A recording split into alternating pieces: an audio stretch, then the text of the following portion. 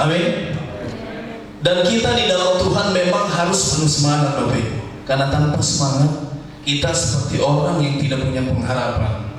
Saya katakan bahwa orang percaya itu memang harus mempunyai power untuk memuji, memuliakan nama Tuhan dalam kehidupannya. Pada kesempatan ini saya akan menyampaikan tema firman Tuhan, yaitu kepemimpinan di masa yang sulit. Adalah sesuatu yang berat ketika seseorang diperhadapkan, diberikan tanggung jawab di tengah-tengah kesulitan. Itu adalah sesuatu yang berat Bapak Ibu, bukan hal yang mudah. Tetapi terkadang kita di dalam kehidupan nyata, kita manusia ini seringkali cenderung melihat, menilai sesuatu itu dari hasilnya saja. Sehingga apa? Kita itu kadang lupa di balik pencapaian hasil yang diraih seseorang itu ada perjuangan. Di mana perjuangan itu bukan sesuatu yang mudah. Tentunya seperti itu. Perjuangan itu bukan sesuatu yang gampang sekali. Hari ini saya mengajak saudara, Bapak Ibu, kita buka kebenaran firman Tuhan di dalam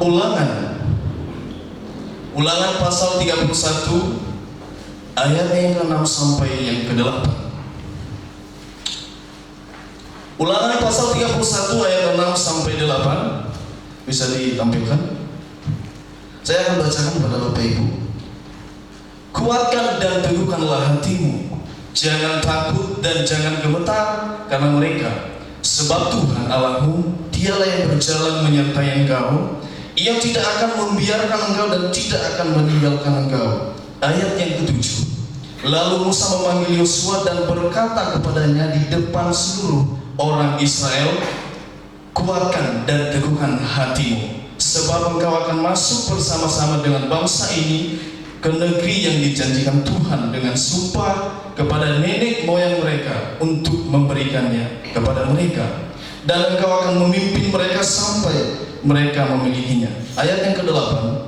Sebab Tuhan, Dia sendiri akan berjalan di depanmu, Dia sendiri akan menyertai engkau. Dia tidak akan membiarkan engkau dan tidak akan meninggalkan engkau. Janganlah takut dan jangan patah hati.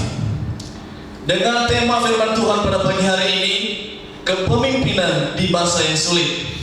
Pada kesempatan ini Bapak Ibu, Tuhan berfirman kepada Musa. Melalui Musa, Tuhan berfirman untuk memperkatakan firman ini kepada segenap bangsa Israel pada saat itu, terutama kepada Yosua. Kenapa Yosua? Yosua harus menggantikan Musa. Dia harus memimpin bangsa Israel sampai masuk ke tanah Kanaan. Itu tugasnya. Sebelumnya tugas ini adalah tugasnya Musa, Bapak Ibu. Tuhan memilih Musa untuk memimpin bangsa Israel itu keluar dari tanah Mesir pada awalnya. Namun Musa ini tidak sampai akhirnya ke tanah Kanaan itu karena ia melakukan pelanggaran. Kita melihat kehidupan bangsa Israel. Kita lihat ke belakang. Siapa itu bangsa Israel? Di dalam kepemimpinan Musa, seringkali mereka ini memberontak, ya, seringkali memberontak.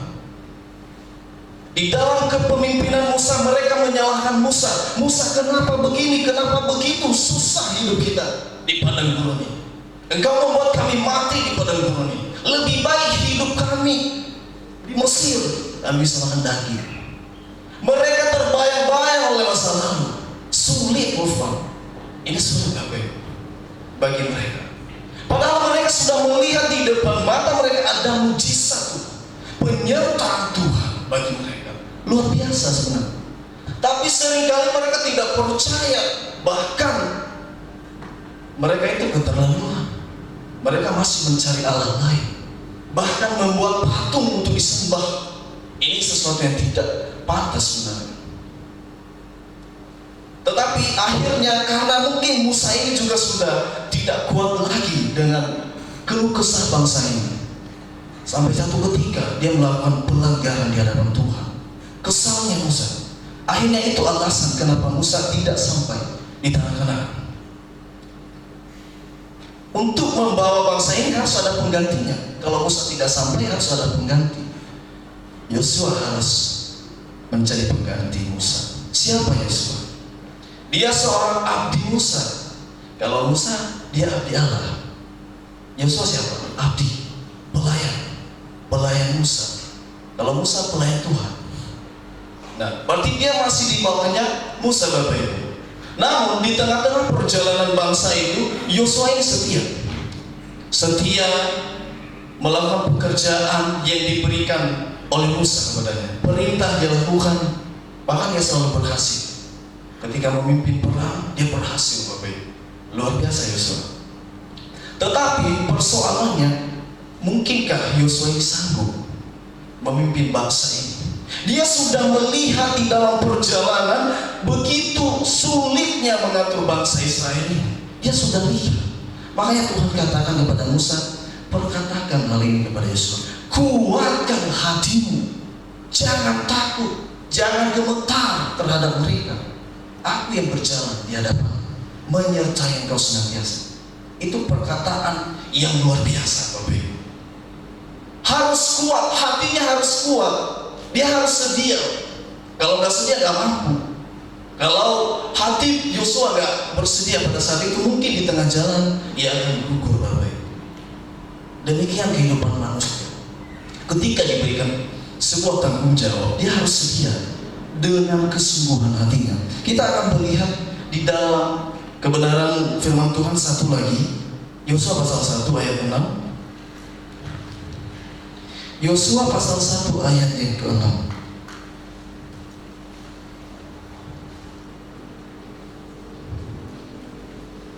Yosua pasal 1 ayat 6. Di dalam Yosua pasal 1 ini Musa sudah mati, Bapak Ibu. Akhirnya tanggung jawab itu ada di tangan Yosua. Sekali lagi firman Tuhan. Ini firman Tuhan kepada Yosua, tidak melalui Musa lagi. Ini langsung Yosua mendengar dari Allah sendiri. Katanya di ayat 6, kuatkan dan teguhkan hatimu, sebab engkau yang akan memimpin bangsa ini memiliki negeri yang kujanjikan dengan bersumpah kepada nenek moyang mereka untuk diberikan kepada mereka. Penekanan di ayat yang ke-7, hanya kuatkan dan teguhkanlah hatimu dengan sungguh-sungguh. Sampai di sini. Hanya kuatkan dan teguhkan hatimu. Kalau awalnya firman ini sering didengar oleh Yosua melalui Musa, sering dia dengar. Ya, Musa katakan kuatkan, teguhkan hatimu. Tapi ini adalah sesuatu yang beda. Sekarang Yosua mendengar langsung dari Tuhan. Tuhan berfirman langsung kepada Yosua, karena Musa tidak ada lagi. Artinya dia dipilih oleh Tuhan. Tuhan memilih Yosua. Tuhan melihat sesuatu yang beda dengan Yosua. Ya. Tuhan melihat sesuatu yang beda. Dia siap. Tetapi saya tidak hanya berpikir, kalau kita melihat keberhasilan Yosua sebenarnya, kita katakan bahwa Yosua luar biasa. Ya. Kalau kita melihat keberhasilan Yosua memimpin bangsa itu, kita katakan Yosua ini luar biasa. Kalau kita melihat keberhasilannya saja. Namun kita harus melihat perjuangannya, Bapak Ibu. Bagaimana ia harus mempersiapkan hatinya. Ya. Bagaimana yang mempersiapkan hatinya? Di ayat yang ke-7, contoh sederhana begini. Kalau kita disuruh misalnya di tengah malam, ya, di tengah malam kita disuruh, kamu pergi ke sana, ambilkan sesuatu di sana. Itu tempat yang paling sepi, nggak ada orang di sana. Mungkin di hutan misalnya, gelap lagi. Pesan orang yang menyuruh kita begini, hanya saja kuatkan, teguhkan hatimu.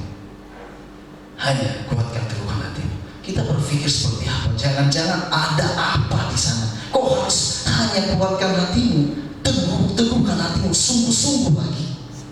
Artinya Bapak Ibu, ada kesulitan di depan, ada tantangan yang harus dilalui, ada persoalan yang harus dilewati oleh Yosua. Bukan satu hal yang mudah. Dia harus lewati, dia harus bawa bangsa itu. Tidak gampang itu, Bapak Ibu. Dia harus lalui. Ada tantangan. Hanya saja kuatlah hatimu itu. Orang yang kuat hatinya, ia tidak mudah kecewa, Bapak Ibu. Karena kenapa? Di dalam kepemimpinan, tentunya orang yang dipimpin itu tidak mudah. Bisa saja dia mengecewakan pemimpinnya. Bisa saja dia tidak sejalan seia sekata dengan pemimpinnya. Dia punya pemikiran yang lain. Dia memberontak. Dan terbukti di dalam kepemimpinan Yosua ada orang-orang yang tidak setia. Ya. Ada orang-orang yang tidak setia, tidak taat. Sampai akhirnya satu ketika mereka mengalami kekalahan karena ketidaktaatan. Mereka mengalami kekalahan di Ai. Sulit memang setia. Menjadi seorang pemimpin, dia harus kuat hati.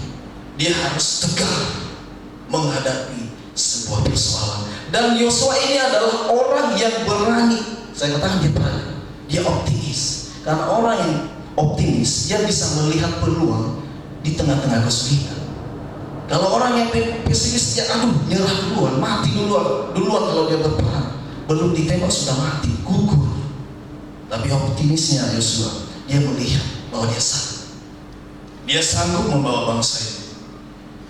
Jadi pertanyaan kepada kita Bapak Ibu, ketika kita diperhadapkan sebuah tanggung jawab, mungkinkah kita seperti Yosua?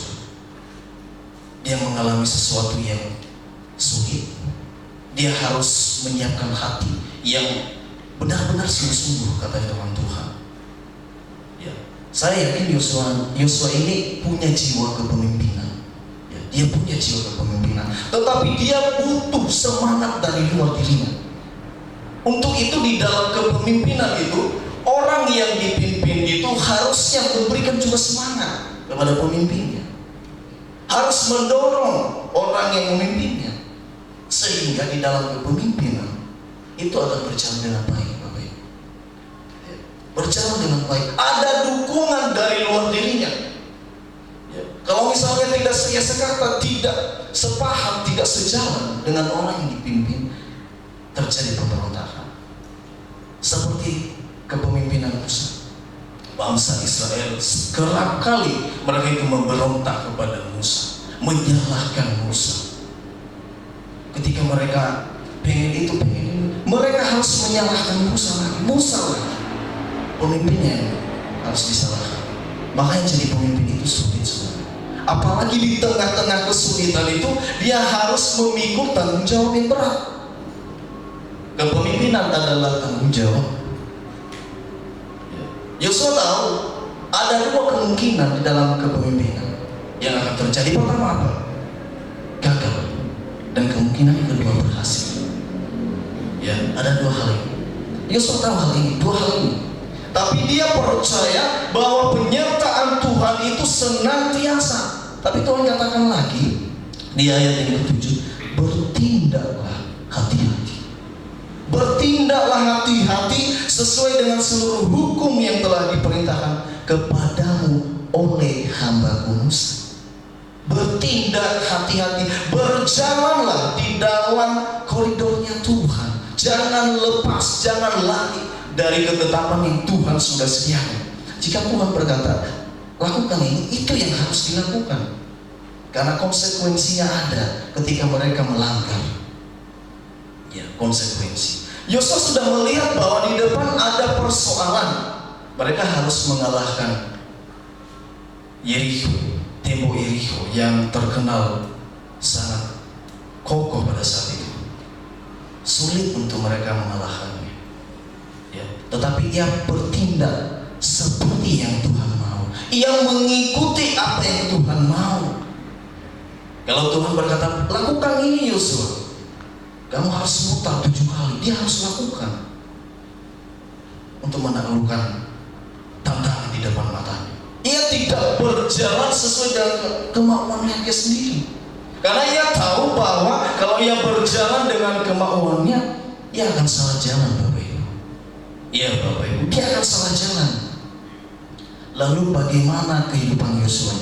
Kita melihat bahwa dia juga tunduk pada otoritas. Itulah Yosua, tunduk pada otoritas. Ketika ia menjadi abdi Musa, ia selalu tunduk, ia selalu taat.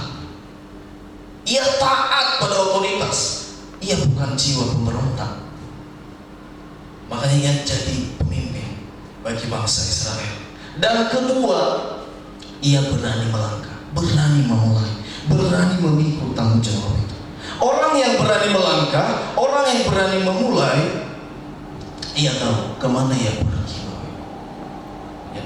Bagaimana bisa berhasil sesuatu pekerjaan, misalnya pekerjaan, kalau tidak berani memulai? Kalau kita tidak ada niat untuk memulai, kalau kita yang berdiam diri misalnya, mungkinkah sesuatu itu berhasil? Tentunya tidak, Bapak Ibu. Tidak ada hasil tanpa tindakan. Tidak ada hasil. Kita di dalam kehidupan memang sering diperhadapkan sebuah kesulitan, apapun itu. Di dunia ini gak ada tempat di mana tidak ada kesulitan. Tapi ada satu tempat di mana tidak ada kesulitan, Bapak Ibu. Bapak Ibu tahu? Hanya di surga. Tidak ada kesulitan. Semuanya damai.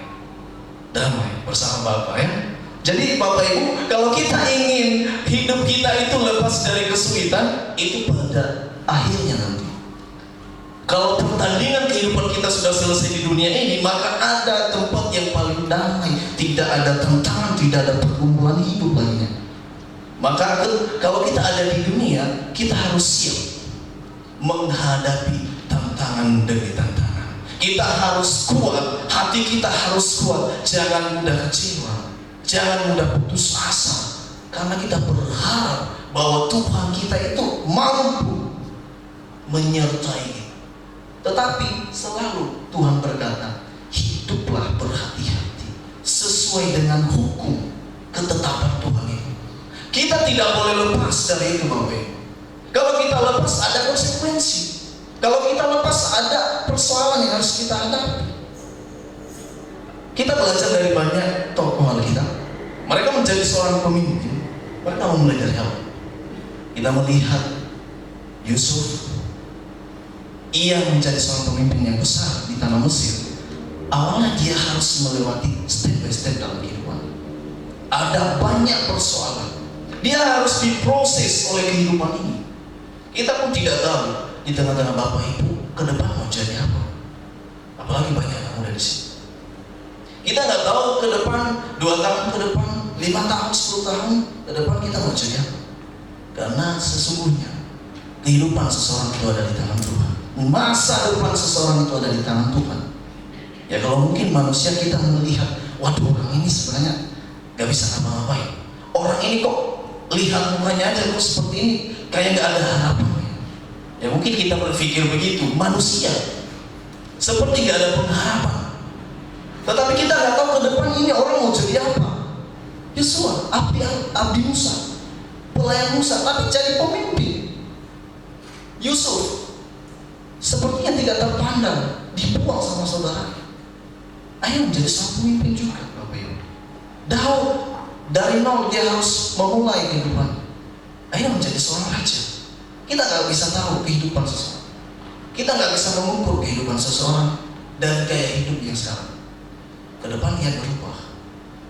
Ya, ke depan bisa berubah. Untuk itu, sesungguhnya kehidupan kita di dunia ini harus menang atas persoalan hidup itu. Bagaimana kita bisa menang? Bagaimana kita bisa melewati kesulitan demi kesulitan? Tidak ada jalan lain selain kita hidup di dalam pimpinan Tuhan. Tidak ada jalan lain selain kita tunduk pada otoritas Tuhan.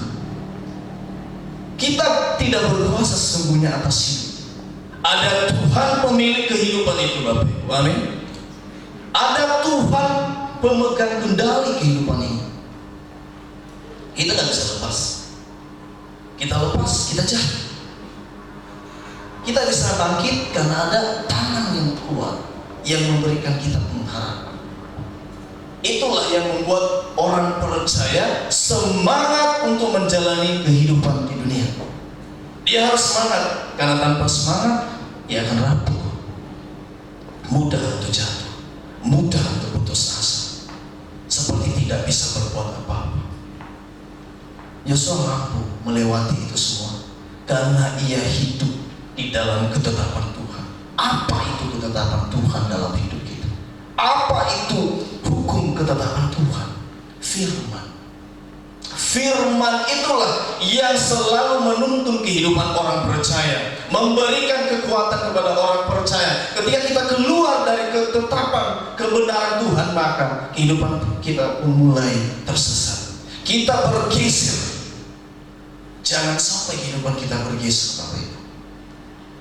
Jangan sampai. Kita boleh meraih apapun dalam dunia ini, itu gak salah, selagi kita hidup di jalannya Tuhan. Kita boleh berhasil dalam segala segi di dalam kehidupan, tapi kita harus ada di jalannya Tuhan. Kalau kita sudah mulai pindah, ketetapan kita, langkah kita sudah mulai pindah, kita harus bertanya kepada Tuhan. Kita tanya firman Tuhan, kenapa begini? Yosua di dalam kepemimpinannya satu kali mengalami kekalahan di air, dia mulai mengeluh kepada Tuhan. Tuhan, seandainya saja kami di seberang sungai Yordan, kami tidak menyeberangi sungai ini, mungkin kami tidak akan kalah. Dia mulai bertanya, di mana Tuhan? Ya seringkali kita seperti, di mana Tuhan? Tuhan kata, lakukan pemeriksaan, kuduskan bangsa ini. Harus ada pemeriksaan. Siapa yang bersalah di antara kamu telah mengambil barang yang dikhususkan untuk tidak diambil pada saat itu, diambil sama Akan waktu itu. Akhirnya apa? Kuduskan mereka. Yang bersalah harus menanggung kesalahan. Seringkali kita lupa akan hal ini. Seringkali kita berjalan dengan kekuatan sendiri, Bapak Ibu. Seringkali kita merasa bahwa kita hebat luar biasa, kita hebat tanpa Tuhan. Tapi kita tidak sadar, ternyata kita sudah mulai bergeser. Ternyata cara hidup kita sudah mulai jauh dari ketetapan firman Tuhan. Seharusnya kita tidak boleh berpindah. Kita tetap di situ, berjalan di dalam pimpinan Tuhan. Lalu apa yang terjadi kalau kita berpindah? Konsekuensi akan berbeda. Konsekuensi itu ada. Ya, makanya firman Tuhan katakan, hukum tak bertuai itu berlaku bagi orang percaya. Itu selalu berlaku. Ya. Walaupun kita hidup di dalam kasih karunia, memang kita hidup dalam kasih karunia, tapi konsekuensi ada, selagi kita ada di dunia. Maka dalam kehidupan itu, optimisme Yosua melihat peluang di tengah-tengah kesulitan mampu membuat dia sampai ke tanah Kanaan. Dia punya tujuan yang benar. Orang yang tidak punya tujuan dalam hidup, ia sulit sampai pada target yang diinginkan sesungguhnya. Karena tanpa tujuan, kita kehilangan arah. Kemana kita pergi? Ke kiri, ke kanan, ke depan atau mundur? Kita nggak tahu mau kemana. Karena ada tujuan Yosua apa? Dia tahu dia harus bawa bangsa ini ke tanah Kanaan. Itu tujuannya, itu fokusnya. Dia fokus pada satu tujuan ini. Dia harus pimpin bangsa ini. Dia harus tanggungkan bangsa ini. Dia harus pikul. Kalau perlu dia gendong semua. Tapi sulit untuk digendong bangsa itu. Pemberontak semua, ya. Bapak Ibu nggak bisa. Kalau satu mungkin bisa digendong sama Yosua. Ini banyak, Bapak Ibu, ya, banyak sekali. Yosua ini memang hebat, Bapak Ibu. Tapi di tengah-tengah kehebatan, ketegaran, kekuatan hati yang ada padanya, dia juga mengalami yang namanya mulai mempertanyakan Tuhan, kenapa ini Tuhan? Kok bisa begini Tuhan? Ya, mungkin kadang kita juga seperti itu. Kadang kita tidak sadar kenapa begini Tuhan, apa yang terjadi. Ya, mungkin kita juga seperti itu, mempertanyakan. Tapi kita harus kembali, Bapak. Bahwa Tuhan katakan, tetaplah pada pendirian, tetaplah pada ketetapan itu. Itu firman Allah, itu tidak pernah lepas. Orang percaya itu sudah diikat di situ, tidak boleh lepas. Ya, sudah diikat. Orang percaya sudah diikat oleh ketetapan Allah, oleh firman Allah. Karena Yosua tadi punya tujuan, akhirnya sampai pada tujuan. Dia punya fokus yang benar. Lalu, apakah semua orang percaya jadi pemimpin? Itu pertanyaan. Mungkinkah semua orang percaya jadi pemimpin? Kalau hari ini kita tidak menjadi pemimpin yang besar, setidaknya kita bisa memimpin kehidupan kita. Amin. Kalau hari ini kita tidak dipercayakan mungkin memimpin sesuatu kelompok, tapi setidaknya hidup kita bisa bawa kepada Tuhan. Amin, Bapak Ibu. Kalau hari ini kita tidak bisa membawa orang lain untuk datang kepada Tuhan, setidaknya hidup kita bawa kepada Tuhan. Kita bisa memimpin hidup kita. Kalau hari ini kita tidak hebat seperti orang lain, setidaknya kita bisa memulai sesuatu yang baru. Untuk apa? Untuk kita meraih sesuatu, untuk mendapat sesuatu, untuk meraih keberhasilan di dalam hidup. Kalau kita hanya berdiam diri di tempat, kita tidak bisa berbuat apa-apa. Kita harus mampu melihat ada peluang di tengah-tengah kesulitan. Kita harus mampu melihat. Jangan kita berpatokan pada kesulitan itu. Terkadang orang percaya sulit untuk melangkah, karena apa? Karena mereka sudah melihat ada kesulitan di depan, jadi tidak berani untuk memulai sesuatu. Bagi anak muda di tempat ini, ya, karena banyak anak muda saya melihat, lebih banyak dari bapak-bapak, ya. Nah, jadi anak muda itu sebenarnya semangatnya itu luar biasa, Bapak Ibu. Ya, semangat. Bapak Ibu yang sudah melewati masa muda tentunya lebih tahu dari kami. Kami yang masih muda ini, ya istilahnya orang tua bilang begini, saya ini sudah banyak makan garam. Ya saya akui itu, Bapak Ibu. Tapi saya berikan semangat kepada teman-teman anak muda bahwa kehidupan kita itu di masa muda ini harus ada semangat. Karena tanpa semangat kita tidak bisa berbuat apa-apa.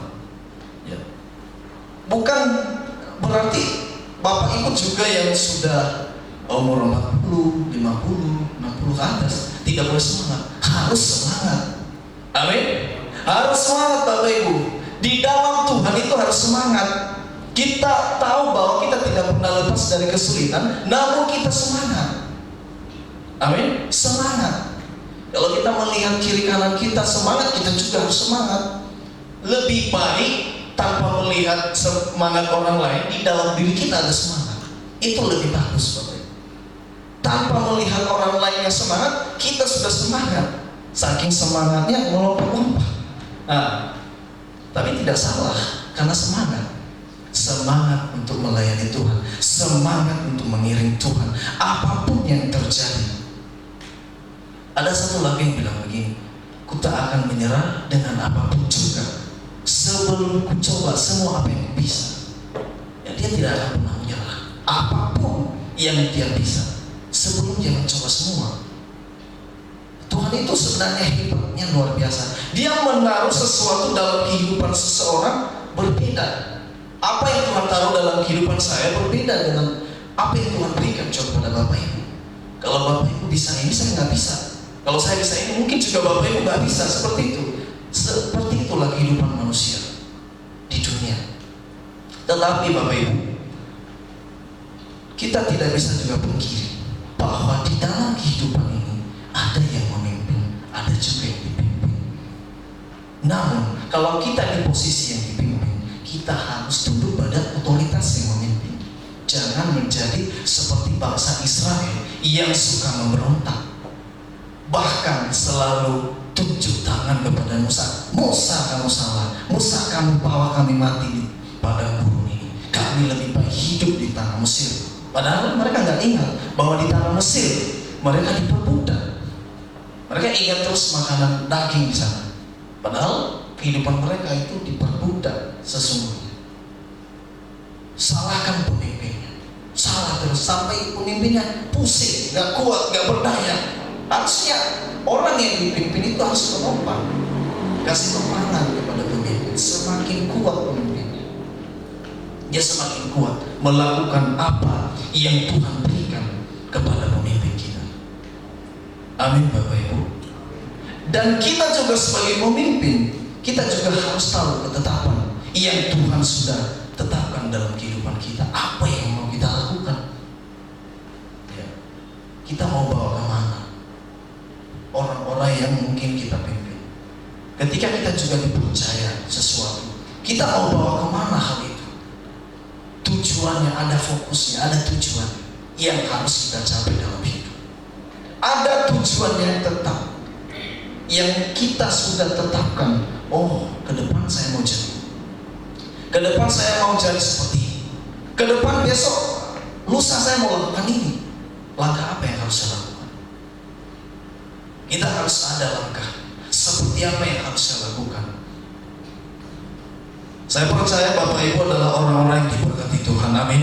Orang-orang yang diberkati Tuhan adalah mereka yang senantiasa tidak pernah meninggalkan Tuhan. Ya. Tidak pernah meninggalkan Tuhan. Tuhan tidak pernah berjanji kepada orang percaya bahwa diberkati itu untung-untungan, enggak. Tetapi sesungguhnya orang yang diberkati Tuhan karena ia orang yang berkenan. Dimanapun kita akan mencari di dalam kebenaran firman Tuhan, bahwa orang-orang yang berkenan itu yang Tuhan berkati sesungguhnya. Tuhan memberkati mereka. Apa aja yang diberkati, perjalanan hidup mereka, apapun yang dia lakukan. Ya, Tuhan katakan di ayat yang ke-9 lagi, ini terakhir, Yosua pasal 1 ayat 9, ayat yang 9 dikatakan, bukankah telah kukatakan kepadamu, hai Yosua, ya seperti itu. Bukankah telah kukatakan kepadamu, jangan kecut dan tawar hatimu, karena Tuhan Allah menyertai. Kemanapun kau pergi, dia akan membuat berhasil. Ya. Tuhan selalu katakan, bukankah telah kukatakan kepadamu, kuatkan hatimu, jangan takut, jangan kecut hati, jangan tawar hati, jangan sedikit-sedikit kesal. Ya seperti itu. Jangan kesal, harus kuat hatimu, menerima apapun itu. Harus tegar, harus semangat hidupmu, memimpin bangsa ini. Tuhan tahu bahwa itu berat bagi Yosua, tapi Tuhan beri kekuatan di dalam pimpinan Tuhan. Hiduplah di dalam pimpinan itu, taatlah. Nah, ini yang taat, Bapak Ibu. Ia berani, Bapak Ibu. Ketaatannya membuahkan hasil, yaitu sampai di tanah Kanaan. Kita juga harus taat, Bapak Ibu. Taat itu perlu sekali dalam kehidupan. Apapun itu kita harus taat. Baik kita yang dipimpin, pemimpin juga harus taat. Saya mencari seperti apa sih pemimpin yang hebat. Pemimpin yang hebat itu, dia adalah pemimpin yang berintegritas. Kenapa harus begitu? Ya, orang yang punya ketetapan yang pasti, itulah yang pantas. Karena Yosua juga punya integritas dalam hidup. Dia selalu mengutamakan Tuhan. Dia selalu tanya kepada Tuhan, Tuhan kenapa begini Tuhan? Apa yang mau saya lakukan Tuhan? Bagaimana melawan bangsa ini? Bagaimana merobohkan tembok Yeriko Tuhan? Dia tanya, Bapak Ibu. Di depannya ada Tuhan yang berjalan. Di depannya ada Tuhan yang memimpin kehidupan. Harusnya kita tunduk di dalam otoritas yang Tuhan miliki. Bukan kita yang membawa hidup kita, bukan kita yang berkuasa atas hidup kita, tetapi Tuhanlah yang lebih berkuasa atas hidup kita. Amin. Saya percaya Bapak Ibu di tempat ini adalah orang-orang yang diberkati Tuhan. Saya percaya Bapak Ibu adalah orang-orang yang mempunyai pengharapan. Orang yang terus berharap, ia mampu tersenyum, Bapak Ibu. Sekalipun ia melihat ada kesulitan di depan, ia mampu tersenyum karena ia percaya ada harapan, ada penyertaan Tuhan, ada perlindungan Tuhan, ada pertolongan Tuhan. Tuhan yang memberikan kemampuan, Tuhan yang mengurapi, Tuhan yang memberikan hikmat untuk melakukan segala sesuatu di dalam kita menjalani kehidupan. Amin, Bapak Ibu. Dan biarlah kebenaran firman Tuhan pada pagi hari ini saya rasa cukup untuk kita mengerti, cukup untuk kita pahami. Dan selanjutnya firman Tuhan ini Roh Kudus yang memberikan kita pengertian lebih lagi. Roh Kudus itu akan memberikan kita kemampuan untuk terus hidup di dalam ketetapan Allah, untuk menjalani, untuk bersemangat meraih apa yang kita inginkan dalam kehidupan kita. Semua tidak salah, tetapi bagaimana kita membawa hidup kita, bagaimana kita mau taat pada ketetapan-Nya Tuhan. Kita tundukkan kepala kita berdoa. Terima kasih Tuhan buat sabda.